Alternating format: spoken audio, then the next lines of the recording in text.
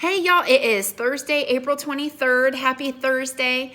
I have missed seeing you guys. I hope that you guys are all doing well. We have gotten the news that we are going to be finishing out the school year remote learning, and I'm absolutely heartbroken about it, but we're going to make the best of it and do what we have to do. So we are going to continue on with Number the Stars, and we're starting a kind of like a new cycle. So remember, I showed you that expectation sheet, what I would do daily, weekly, and then at the end of the whole unit. So you finished your chapters 1 through 5 quiz, or at least you should have, on Tuesday. If you haven't finished your chapter 1 through 5 quiz, stop this video right now, go back and take your chapter 1 through 5 quiz, then come back to this one. Because today we're going to be doing chapter 6 of Number the Stars, and you really need to be caught up on 1 through 5 before you do that. So your next quiz will be over chapters 6 through 10. So now the plan will be, you'll have a word of the day, you'll have kind of like that skill of the day. I'll read a chapter, you'll complete an exit ticket, be working on your Number the Stars ABC book, and then your next quiz will be over these 5 chapters. So here are your words for the second week, or that second cycle. And the first word, which is today's word of the day, is suspicious. So when you think of a suspicious character, it's probably someone that you are questioning or have doubts about, or something strange is going on and you're trying to figure it out. So suspicious is our word of the day.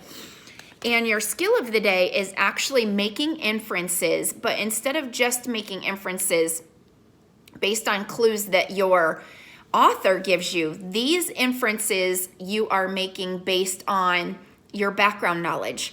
So this is where our slideshow of Number the Stars, where we talked about World War II and Hitler and Germany and what was going on, where I gave you background knowledge about World War II and the Holocaust.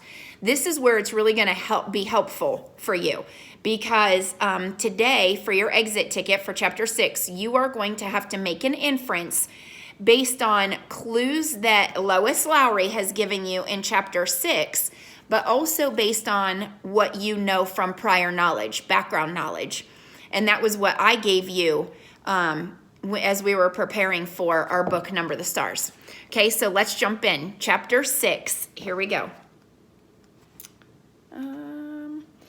The chapter is the weather good for fishing?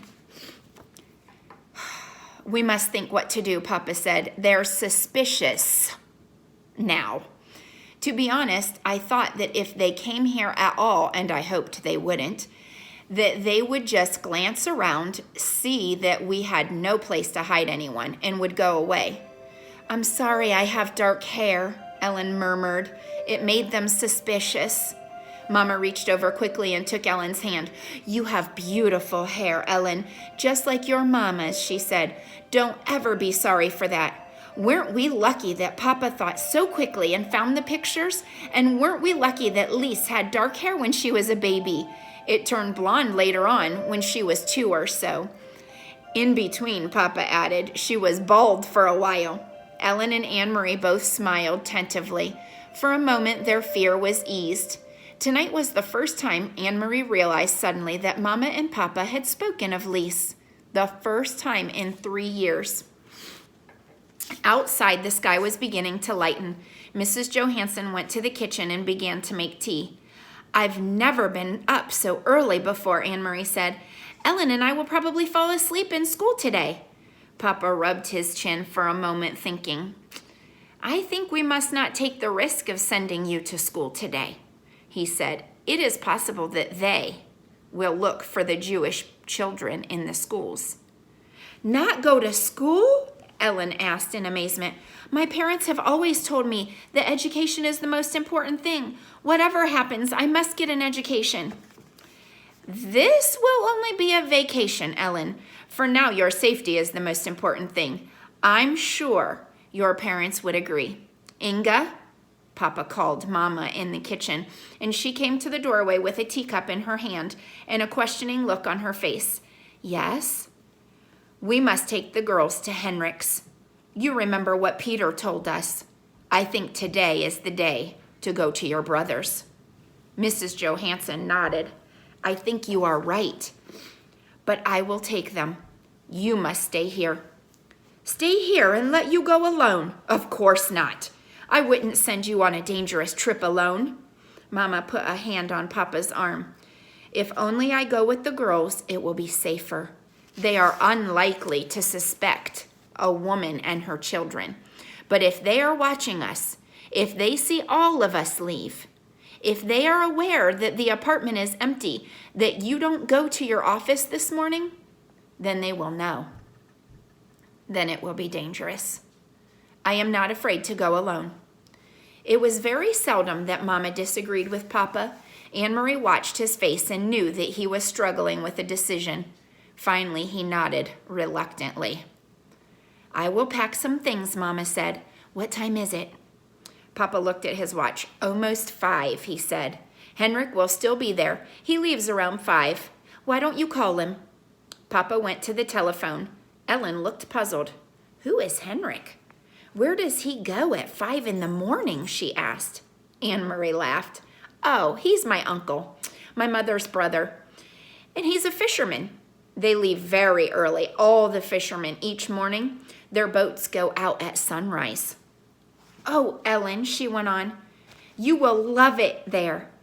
It is where my grandparents lived and where Mama and Uncle Henrik grew up.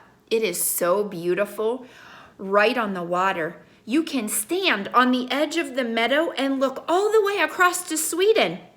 She listened while Papa spoke on the telephone to Uncle Henrik, telling him that Mama and the children were coming for a visit. Ellen had gone into the bathroom and closed the door. Mama was still in the kitchen, so only Anne-Marie was listening. It was a very puzzling conversation. So, Henrik, is the weather good for fishing? Papa asked cheerfully and listened briefly. Then he continued, well, I'm sending Inga to you today with the children, and she will be bringing you a carton of cigarettes.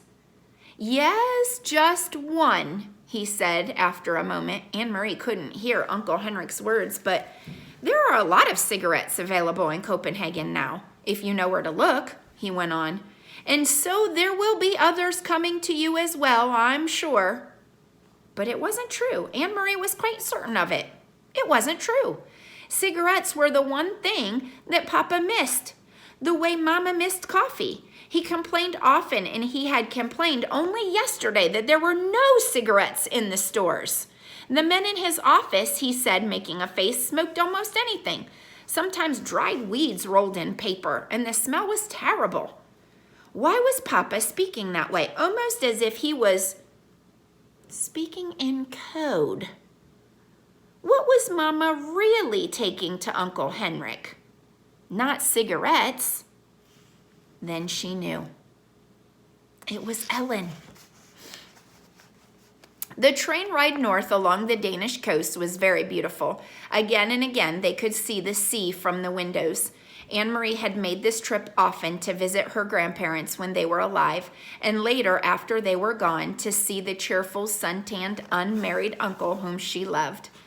But the trip was new to Ellen, who sat with her face pressed to the window, watching the lovely homes along the seaside, the small farms and villages.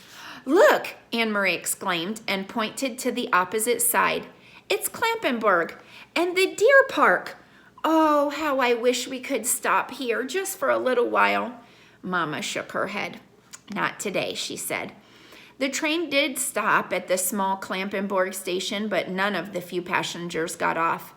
Have you ever been there, Ellen? Mama asked, but Ellen said no. Well, someday you will go. Someday you will walk through the park and you will see hundreds of deer, tame and free. Kirsty wriggled to her knees and peered through the window. I don't see any deer, she complained. They are there, I'm sure, Mama told her. They're hiding in the trees. The train started again. The door at the end of the car opened and 2 German soldiers appeared. Anne-Marie tensed. Not here. On the train, too? They were everywhere. Together, the soldiers strolled through the car, glancing at passengers, stopping here and there to ask a question. One of them had something stuck in his teeth. He probed with his tongue and distorted his own face. Anne-Marie watched with a kind of frightened fascination as the pair approached. One of the soldiers looked down with a bored expression on his face. "Where are you going?" he asked. "Gillalehi," Mama replied calmly. "My brother lives there. We're going to visit him." The soldier turned away, and Anne-Marie relaxed. Then, without warning, he turned back. "Are you visiting your brother for the new year?" he asked suddenly. Mama stared at him with a puzzled look. "New year?" she asked. "Why, it's only October. New Year's not until January." "And guess what?" Kirsty exclaimed suddenly in her loud voice, looking at the soldier. Anne-Marie's heart sank and she looked at her mother. Mama's eyes were frightened. "Shh, Kirsty," Mama said. "Don't chatter so much." But Kirsty paid no attention to Mama as usual. She looked cheerfully at the soldier, and Anne-Marie knew what she was about to say. "Well, this is our friend Ellen, and it's her new year." But she didn't. Instead, Kirsty pointed at her feet. "I'm going to visit my Uncle Henrik," she chirped, "and I'm wearing my brand new shiny black shoes." The soldier chuckled and moved on. Anne-Marie gazed through the window again. The trees, the Baltic Sea, and the cloudy October sky passed in a blur as they continued north along the coast. Oh my gosh, so you guys understand what's going on here. I mean, here they are on a train being questioned again by soldiers. So Anne-Marie and Ellen and Kirsty are questioned on the street corner. Then a little while later, they find out that the shops are closing and the names of the Jews from the synagogue were given out. And now they're searching for Jews in their homes. And they end up going to Anne-Marie's house in search of Ellen and her family. Okay, they get out of that, okay. Now here they are again, going to Uncle Henrik's house, kind of as a safe place is my guess. And they get stopped on the train by the soldiers. Now, this is a different kind of train than what we talked about in the slideshow. So in the slideshow, we were talking about a train that was taking the Jews from ghettos to concentration camps. This would truly be a train that was used for transportation. So this Danish family, Inga Johansson, which is Anne-Marie and Kirsty's mom, Anne-Marie, Kirsty, and Ellen are all going to visit Uncle Henrik. So they're on the train because it's not close enough to be able to walk. And I don't know if they didn't have a car or it doesn't say anything about a car. So they're taking the train to get there. So they're sitting in this passenger train. And the German soldiers stop them. And Anne-Marie and her mother are fearful that Kirsty, because she's a little girl, is going to end up saying, "Oh, well, our friend Ellen, it's her new year," which would give away that Ellen is Jewish. And then that changes everything. Just like the Star of David necklace would have given away that she was Jewish. Finding out that it's her new year in October would be giving away that she's Jewish too. Luckily, we dodge a bullet, and Kirsty ends up just talking about her shoes and visiting her uncle, which fits right into the story that Mama had been telling the German soldiers. That's scary, though. All right, here we go. "Smell the air," Mama said when they stopped off the train and made their way to the narrow street. "Isn't it lovely and fresh? It always brings back memories for me." The air was breezy and cool and carried the sharp, not unpleasant smell of salt and fish. High against the pale clouds, seagulls soared and cried out as if they were mourning. Mama looked at her watch. "I wonder if Henrik will be back yet. But it doesn't matter. The house is always unlocked. Come on, girls, we'll walk. It isn't far, just a little under 2 miles, and it's a nice day. We'll take the path through the woods instead of the road. It's a little longer, but it's so pretty." "Didn't you love the castle when we went through Helsingor, Ellen?" Kirsty asked. She had been talking about Kronborg Castle ever since they had seen it, sprawling massive and ancient beside the sea from the train. "I wish we could have stopped to visit the castle. Kings live there, and queens." Anne-Marie sighed in exasperation with her little sister. "They do not," she said. "They did in the old days, but there aren't any kings there now. Denmark only has one king anyway, and he lives in Copenhagen." But Kirsty had pranced away, skipping along the sidewalk. Kings and queens, she sang happily. Kings and queens. Mama shrugged and smiled. Oh, let her dream, Anne-Marie. I did the same when I was her age. She turned, leading the way along a tiny twisting street heading toward the outskirts of the village. Things have hardly changed here since I was a little girl, she said. My Aunt Git lived right there in that house, and she pointed. And she's been dead for years, but the house is still exactly the same. She always had wonderful flowers in her garden. She peered over the low stone wall and looked at the few flowering bushes as they passed the house. Maybe they still do, but it's the wrong time of year, I guess. There are just those few chrysanthemums left. And see over there, she pointed again, my best friend, her name was Helena. She lived in that house right there. Sometimes I used to spend the night with her, but more often she came to my house on the weekends. It was more fun to be in the country. My brother Henrik always teased us, though, she continued with a chuckle. He told us ghost stories and scared us half to death. The sidewalk ended and Mama turned onto a dirt path bordered by trees.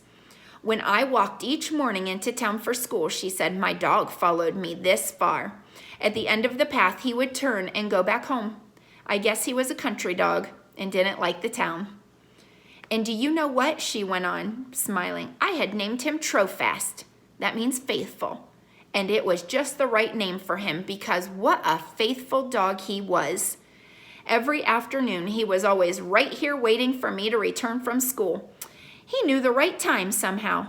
Sometimes as I come around this corner bend today, I feel that I might come upon Trofast waiting still with his tail wagging. But the path was empty today. No people, no faithful dogs. Mama shifted the bag she was carrying from one hand to the other, and they walked on through the woods until the path opened to a large meadow dotted with cows. Here the path skirted the edge of the field. Along a fence and beyond it, they could see the gray sea ruffled by wind. The breeze moved the high grass. At the end of the pasture, they entered the woods again, and Anne-Marie knew they would soon be there. Uncle Henrik's house was in a clearing beyond these woods. Do you mind if I run ahead? She asked suddenly. I want to be the first to see the house. Go on, Mama told her. Run on ahead and tell the house that we've come. Then she put her arm around Ellen's shoulders and added, and make sure you say we've brought a friend. And that's the end of chapter 6. So with the end of chapter 6, what's happening is our setting has changed. So now we're going from Copenhagen, Denmark, where the Rosens and the Johansons lived, to being out in the country. And in the country, it's like right along the water, and Uncle Henrik lives there. So our setting has changed from kind of being in the city to being in the country and close to the water. And it kind of reminds me a little bit of Tuck Everlasting, as it was talking about the meadow and the woods and there just being a dirt road. So that's kind of like where they are right now, even though the town has cars and trains and all kinds of other things going on. So now you're going to end the video. You're going to do the exit ticket, which is just one question that asks you to use prior knowledge to make an inference about actually that code thing. Is the weather good for fishing? And we're bringing you cigarettes, even though there are no cigarettes in Denmark. And tomorrow we'll go on to chapter 7, which is the house by the sea. So it's going to talk a little bit about Henrik's house and kind of give us some mental pictures for where Henrik lives and where Max. Shh. All right, everybody. That's the end of today. I will see you tomorrow. Happy Thursday.